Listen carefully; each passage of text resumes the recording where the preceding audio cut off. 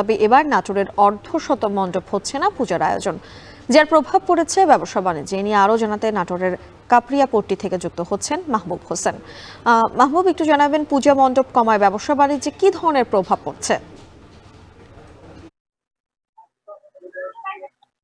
জি মিম, আপনি যেমনটি বলছিলেন যে সনাতন ধর্মাবলম্বীদের সবচেয়ে যে বড় শারদীয় দুর্গা উৎসব সেটি আর বাকি মাত্র সপ্তাহখানেক। এবছর নাটোরে 342টি মণ্ডপে পূজা অনুষ্ঠিত হবে, যেটি গত বছর ছিল 392টি। কিন্তু এবছর আরো অর্ধশত মণ্ডপ পূজা কম হওয়ার কারণে এখানকার যে স্থানীয় ব্যবসা বাণিজ্য রয়েছে তার একটি প্রভাব পড়েছে।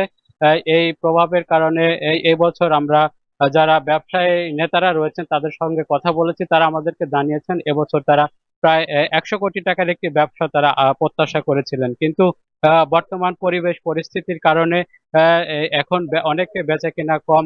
দেখতে পাচ্ছেন যে এই দোকানটিতে এই এই সময়টাতে গত বছর যেখানে প্রচুর ক্রেতা ছিল, কিন্তু এবছর অনেকটাই ফাঁকা আমরা এখানে এসে দেখতে পাচ্ছি। তো ব্যবসায়ীরা যেটি বলছেন যে এবছর হয়তো তারা 50 কোটি টাকার মতো তারা একটি ব্যবসা করতে পারবেন, যেটি গত বছর ছিল প্রায় 100 কোটি টাকার মতো।